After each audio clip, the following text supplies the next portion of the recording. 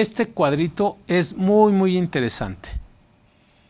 Cuando en un despido justificado por parte del patrón de conformidad con el artículo 48, la ley nos dice claramente en ese artículo, el patrón deberá dar aviso al trabajador, ¿sí? Ese aviso debe ser por escrito, debe tener la causa o causas de la rescisión que están establecidas en el artículo 47, la conducta en que incurrió, ¿verdad? La infracción que cometió y la fecha en que cometió dicha conducta mala, ¿sí?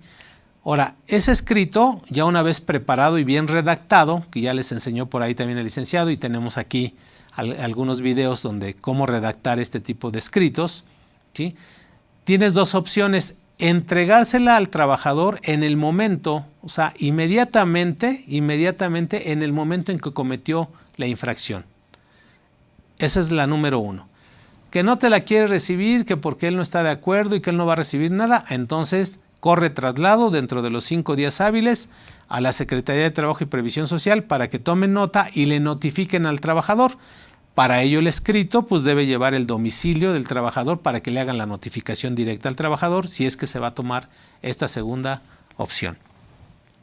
Si derivado de todo esto, ¿verdad? Porque aquí nos lo dice claramente, ¿sí? Esto que yo estoy resumiendo aquí, derivado de todo esto, no se cumplió, el patrón no cumple con los requisitos que debió haber tomado en cuenta para hacer una correcta notificación y despido, entonces vendrá la nulidad del despido. Y en la nulidad del despido es cuando no se llega a un arreglo conciliatorio, ¿sí? Artículo 48.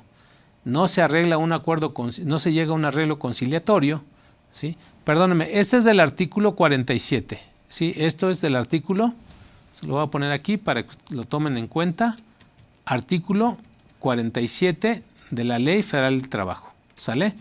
Que es el que regula de las causales de rescisión sin responsabilidad para el patrón. O sea, el patrón tiene el sartén por el mango para rescindir una relación laboral, pero si no cumple con esto cabalmente o no puede probar, entonces se va a meter en un problema.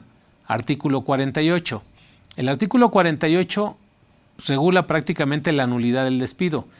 Es decir, si el patrón no prueba la rescisión laboral, la terminación laboral, entonces el trabajador tendrá estos derechos, ¿sí? Aquí le vamos a poner derechos del trabajador.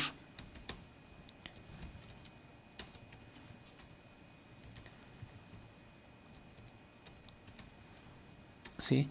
Número 1, tiene derecho a la reinstalación.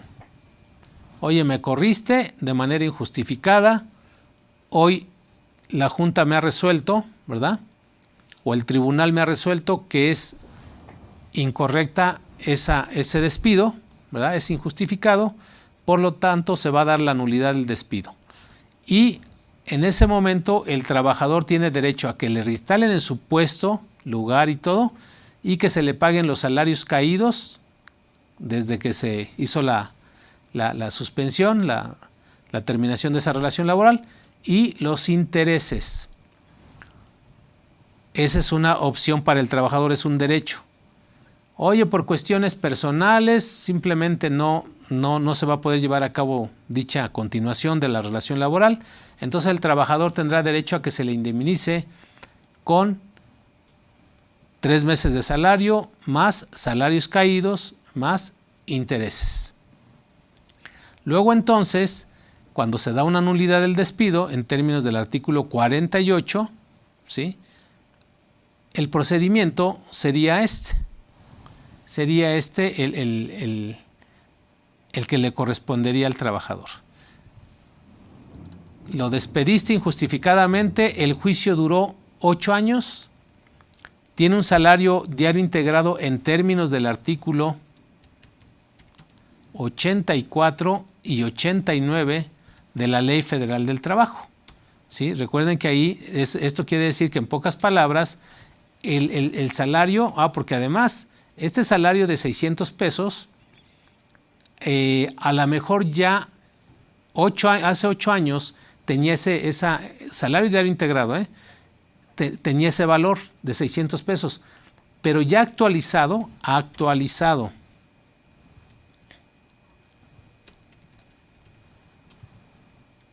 se va a 950 pesos. Y ustedes van a decir, oye, pero ¿cómo está eso de la actualización? ¿Cómo le hiciste para tomar una decisión que de 600 y tantos pesos a 950? Bueno, en el momento en que ya se emite la resolución, ¿sí?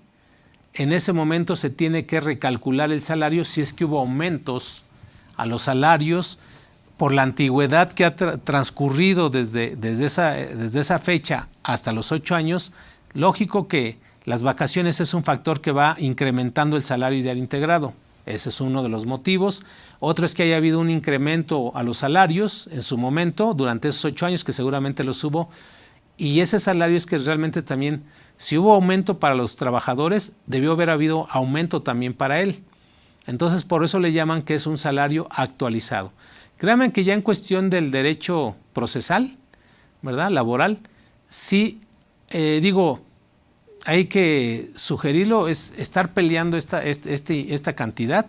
Los abogados normalmente dicen, bueno, pues ya el salario actualizado hoy en día es de tanto, ya no es el mismo que antes. Ya ven el de la Defensoría del Trabajador, ¿no? Por lo tanto, al trabajador le debes sus 3 meses de salario, que en este caso son los 3 meses, ¿sí? Si su salario diario integrado es de 950 pesos diarios, entonces 3 meses serían 85,500, ¿sí? Eso nos lo dice el artículo 48, ¿sí? Que el trabajador podrá solicitar, ¿sí?, ante esta autoridad conciliatoria o, en su caso, ante el tribunal, si no existe un arreglo conciliatorio, que se le reinstale, que desempeñaba o que se le indemnice con el importe de 3 meses de salario, que es lo que ya estamos observando ahorita. Entonces, la indemnización ahí va de 3 meses de salario, ¿sí? Y asimismo nos dice, si en el juicio correspondiente no comprueba la causa, el trabajador tendrá derecho, además, ¿sí?, a que se le paguen los salarios vencidos. Así nos los dice en la segunda oración el artículo 48, ¿sí? Entonces, si el patrón no comprueba la causa de la rescisión, eso es bien importante, si no comprueba la causa de la rescisión, entonces en automático el trabajador tendrá derecho a 12 meses de su salario diario. En este caso son 342,000 pesos, ¿sí? Salario diario por 30 días, por 12, me dan 342,000. ¿Sí? Perdón, aquí le puse por 12 meses, pero son por 12 meses pero es salario mensual aquí, salario diario, aquí lo ven en la fórmula. Salario diario por 30 por 12 nos da los 342,000 pesos. Bien, entonces si se dan cuenta ya hay dos conceptos, la indemnización de 3 meses más los salarios caídos, ¿sí? Y luego por otra parte vienen los intereses. Los intereses se calculan sobre la suma de ambos, de la indemnización de los 3 meses y los salarios caídos de 12 meses. En este caso, si se dan cuenta, 3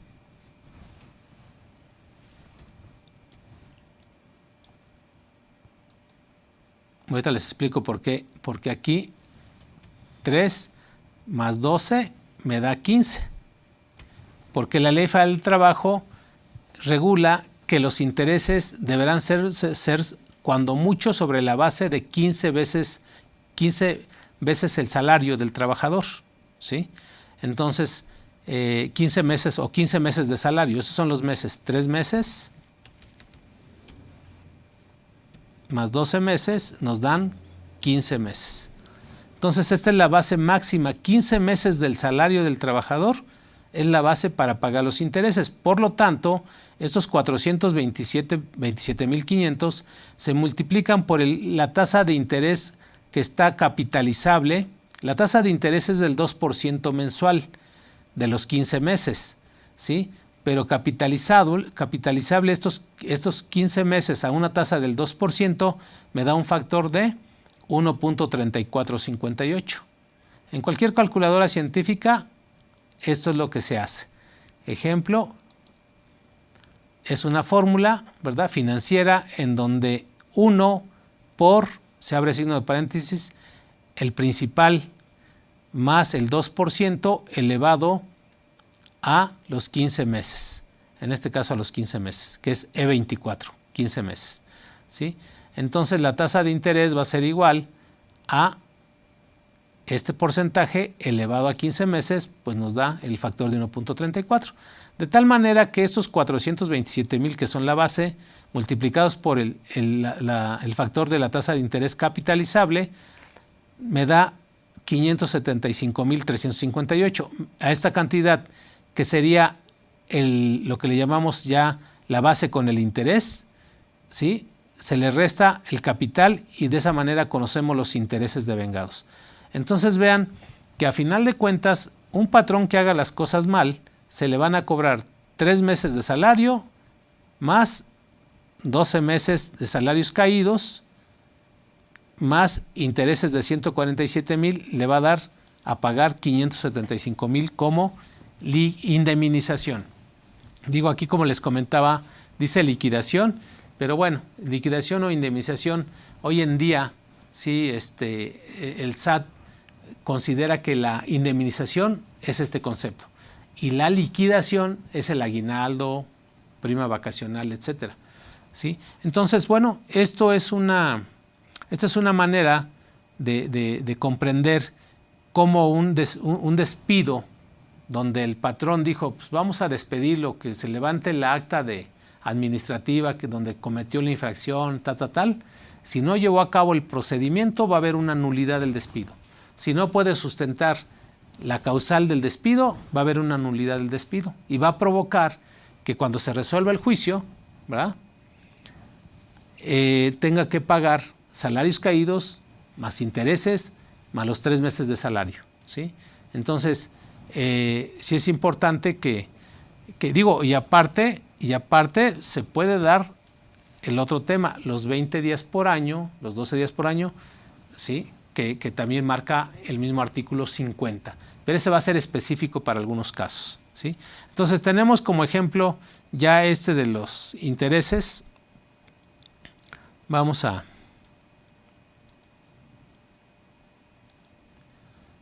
continuar con su material del diplomado.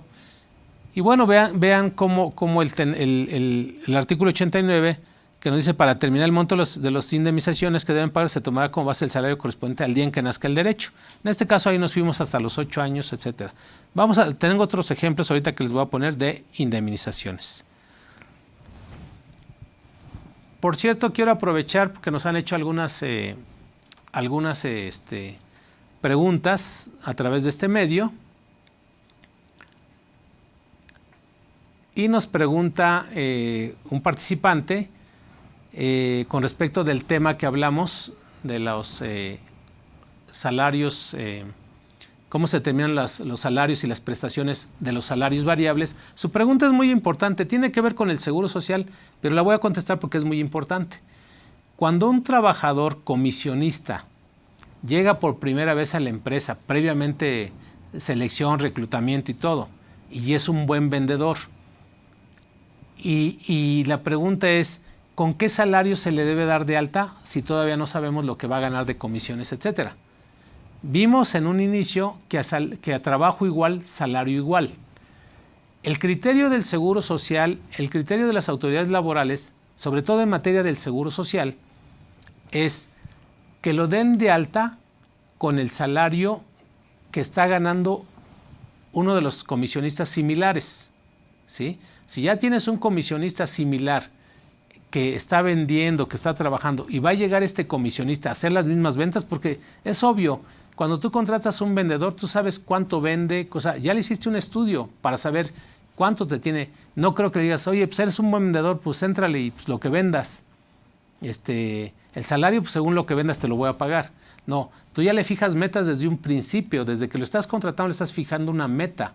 Le estás diciendo, tú tienes que llegar a cierto monto, ¿sí?, a cierto objetivo, y tu salario va a ser de tanto. De ahí, si tienes si logras ese objetivo, te voy a dar un bono, ¿no? Y entonces, como ya hay una base, y sobre todo la misma ley dice que debe haber a trabajo igual, salario igual, el Seguro Social se basa en eso. Digo, para que no se lleve la sorpresa un día. Hay quien dicen, bueno, pues dalo de alta, el primer bimestre dalo de alta con un salario mínimo. A partir del segundo bimestre tú ya tienes el salario base de cotización promedio o mixto, que le llamamos, ¿sí? O variable, con el cual lo vas a dar de alta. Entonces, respondiendo a la pregunta, digo, se tienen dos opciones. Uno es darlo de alta, sería la primera, mi recomendación. Darlo de alta con el salario promedio base de los demás comisionistas que ya tienes. Y la segunda sería darlo de alta con el salario mínimo sabiendo que tienes una contingencia. Digo, a decir verdad, en mi experiencia no ha pasado nada, sinceramente, cuando hay trabajadores que los damos de alta con un salario. Digo, también ha sido que tienen un salario mixto, o sea, tienen una base más la comisión, lo damos de alta con el salario base, que también es importante. Aquí no me dijeron si tienen nada más puro ingreso variable, pero si tiene un salario base, yo lo doy de alta con su salario base, ¿sí? Que es siempre mucho mayor al salario mínimo, y después ya presento su aviso de modificación de salario en el siguiente bimestre. Entonces sería la respuesta a esa pregunta. Cualquiera de las dos, yo sugeriría la primera. Chécate quién ya más o menos va a ganar, está ganando lo que a él le estás pidiendo, y con ese salario dalo de alta. Y te evitarías un riesgo, vamos. Por otra parte, que si podría darnos un ejemplo de cómo calcular la nómina de un operador de tráiler, ¿sí?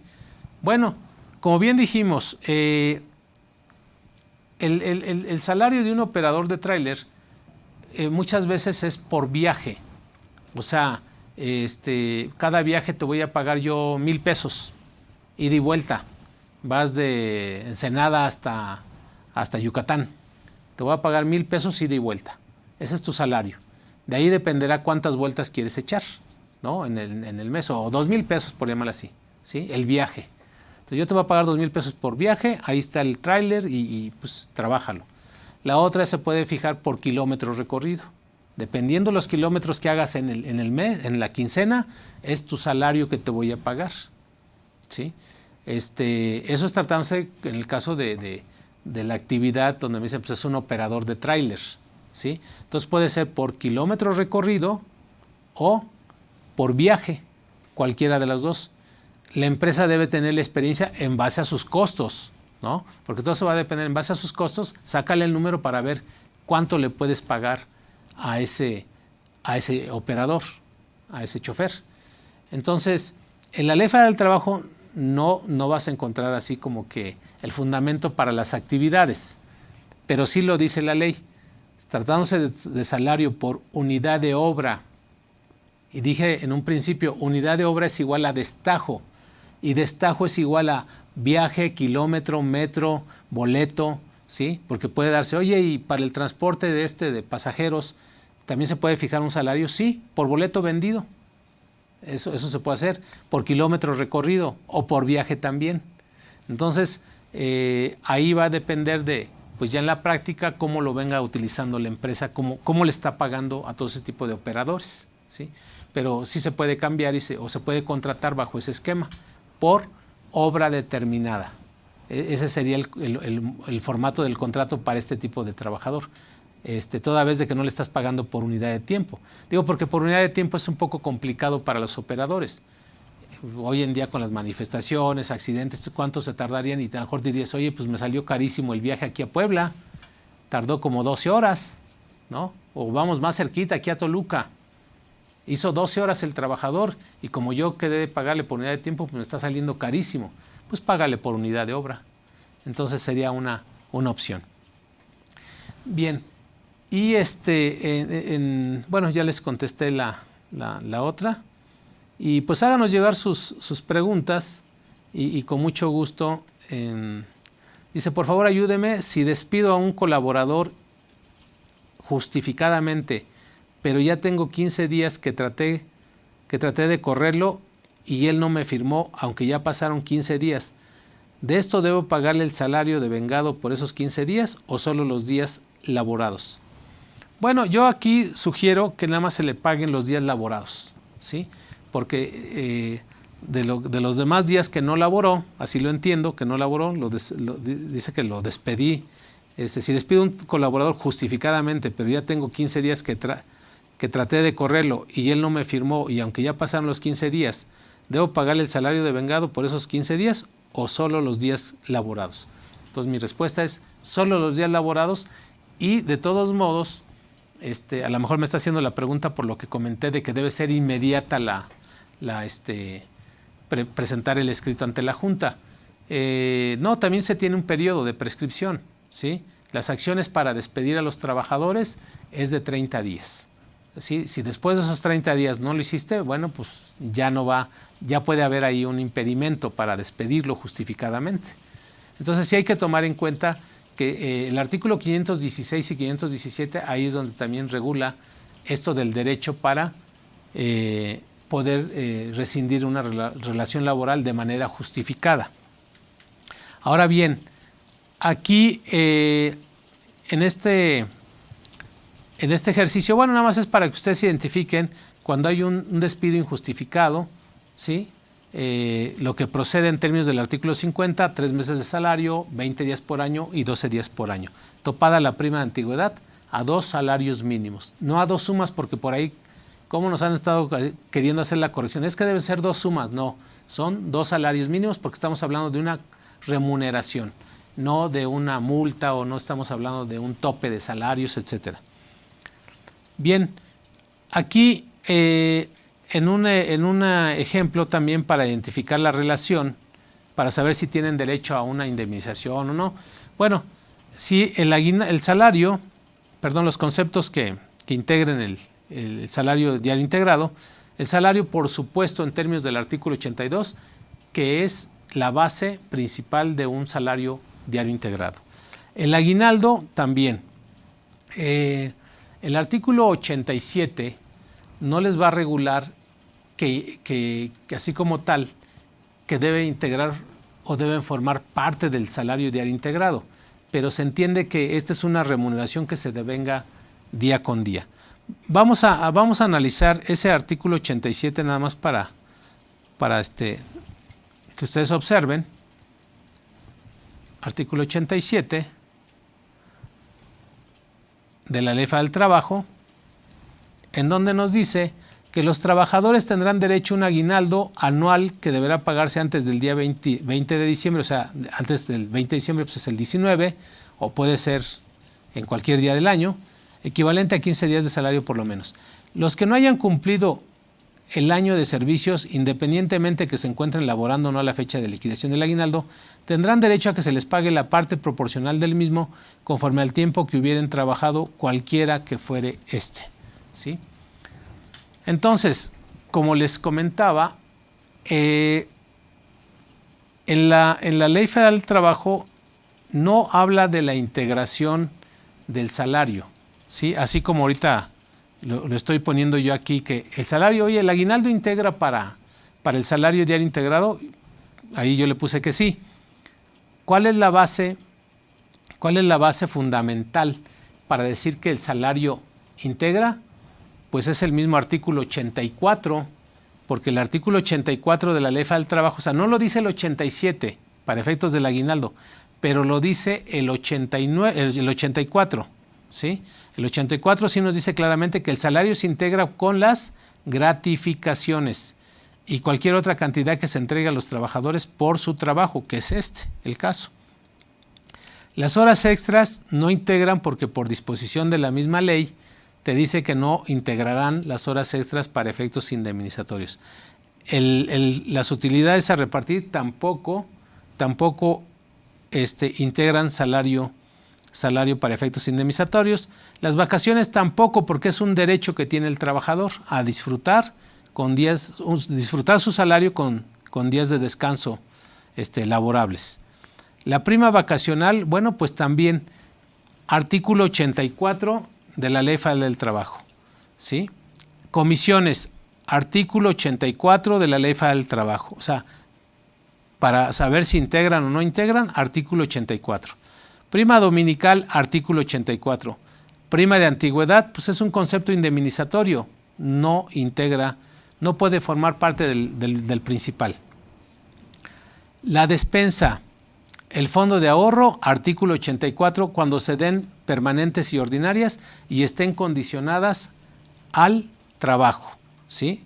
Si la dan por la relación laboral, entonces lo ponen de este lado, ¿sí? Si las dan por la relación laboral sin condiciones y las quitan de aquí, ¿sí? No, o sea, esa sería la diferencia. Las herramientas de trabajo, por supuesto que es una obligación patronal y no, pues no deben entrar, ¿sí? Bonos, premios y previsión social. Bueno, bonos y premios, en términos del artículo 84 de la Ley Federal del Trabajo, sí deben entrar al salario diario integrado. Y la previsión social también tiene esa característica. Ya dijimos que no viene en la Ley Federal del Trabajo. Y por previsión social, todas aquellas erogaciones que haga el patrón en favor del trabajador o de sus familiares, también si los entregan de una manera, vamos a llamarle así, genérica y que no tengan que ver con el trabajo, entonces lo quitan y lo excluyen de la integración. Entonces vean qué importante es el artículo 84 interpretarlo, en donde todo va a integrar excepto lo que no forme parte de una prestación de un servicio, sino más bien sea por parte de la relación laboral. Bien, en el material tenemos un caso práctico que por ahí les hicimos llegar.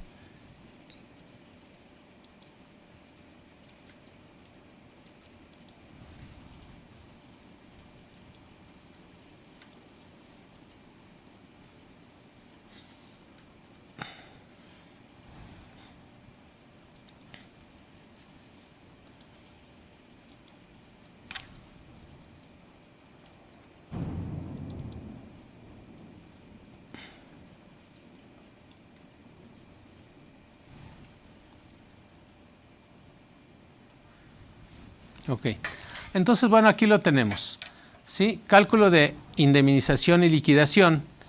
Acuérdense que la indemnización son los 3 meses de salario, 20 días por año y 12 días por año, y la liquidación es lo que antes le llamábamos finiquito, ¿sí? Digo, se puede seguir utilizando el concepto de finiquito y liquidación, entendiéndose por finiquito lo que es el aguinaldo, vacaciones y prima vacacional, y entendiéndose por liquidación lo que hoy es la indemnización, ¿sí? La verdad es que me quiero ajustar o adaptar. Yo en lo particular deberían ser finiquito y liquidación, y sin embargo, bueno, pues para que no haya confusión, y sobre todo los chavos que nos van siguiendo, que entiendan qué es una indemnización y qué es una liquidación. Entonces, un trabajador que ingresó, para poder indemnizar, que además esto lo sugiero siempre hacer un cálculo en este sentido. Para poder indemnizar a un trabajador, tienes que tomar la fecha de ingreso real, no con la que le diste de alta en el IMSS, sino la fecha de ingreso real, que es con la que ingresó a prestar, con la que inició prestando sus servicios, ¿sí? La fecha de baja o la fecha en que lo vas a indemnizar, cuál es su salario diario en ese momento, ¿sí? ¿Cuántos son los días de aguinaldo que según le corresponden conforme al contrato, independientemente de la fecha de la antigüedad? ¿Cuál es el porcentaje de prima vacacional que tiene derecho conforme al contrato? Vamos a ampliar eso aquí un poquito. Y entonces, con estos datos, ¿cuál es el valor del salario mínimo general para efectos indemnizatorios de la prima de antigüedad? Entonces, con estos datos, de entrada observamos que entre la fecha de ingreso y la fecha de baja, el trabajador tiene, ¿sí?, 3,166 días laborados, ¿sí? Eso es todo esto a lo mejor ustedes no lo habían visto así.